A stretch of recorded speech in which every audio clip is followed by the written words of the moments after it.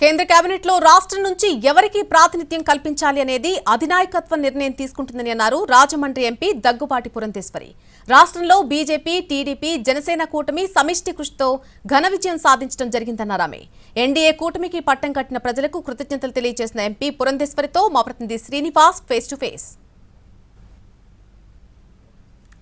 Parliament సభ్యురాలుగా ఎన్నికైన BJP రాష్ట్ర అధ్యక్షురాలు దగ్గుబాటి పురంధరేశ్వరికి అభినందనలు వెలువెత్తాయి.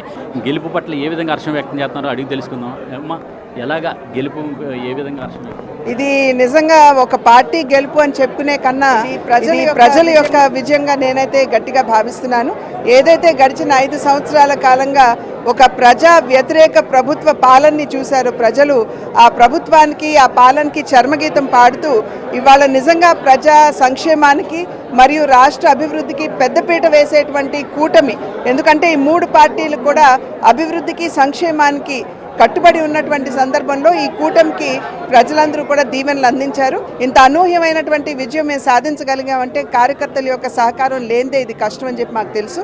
కనుక ప్రతి ఒక్క కార్యకర్త నిబద్ధతతోటి పనిచేసినటువంటి సందర్భంలో వారందరికీ కూడా పేరు పేరున ధన్యవాదాలు తెలియజేయాలని ఇవాళ ఈ సమావేశం ఏర్పాటు చేసుకోవడం జరిగింది.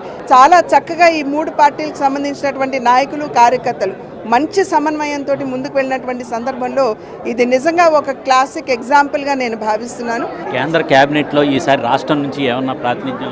అది కేంద్ర నాయకత్వం చేసేటువంటి నిర్ణయం అండి, వారు నిర్ణయం తీసుకుంటారు. ప్రభుత్వంలో ఏమీ లేదు, ఈసారైనా సరే మన కేంద్రం అయినా కూడా ఇది కేంద్ర నాయకత్వం తీసుకునేటువంటి నిర్ణయం. వారు ఏ రకంగా నిర్ణయం తీసుకుంటే దానికి అనుగుణంగా మేము ముందుకు వెళ్తాం. మీ ఆధ్వర్యంలో ఎక్కువ మంది గెలిచారు, ఇంతమంది గెలవడం మీ నేతృత్వంలో రాష్ట్ర అధ్యక్షురాలుగా ఇది సమిష్టి కృషి అని చెప్పి నేను తెలియజేశానండి. ఒక్క వ్యక్తి వలన ఇంతటి మంచి విజయం సాధించలేము. ఇది సమిష్టి కృషి. కార్యకర్తలు అందరూ కూడా చాలా చక్కగా పనిచేశారు. 3 పార్టీలు కూడా కలిసి ముందుకు వెళ్ళినటువంటి నేపథ్యం. కనుక క్యాబినెట్లో ఎవరు ఏమిటి ఎక్కడ అనే విషయం మా కేంద్ర నాయకత్వం నిర్ణయించారు. పెద్ద ఎత్తున విజయాన్ని అందించిన ప్రజలకి అలాగే కూటమిలోని అన్ని పార్టీలన్నిటికీ కూడా ఆమె కృతజ్ఞతలు తెలియజేయడం జరుగుతుంది. కెమెరామెన్ వాసుతో శ్రీనివాస్, ఎన్టీవీ, రాజమండ్రి.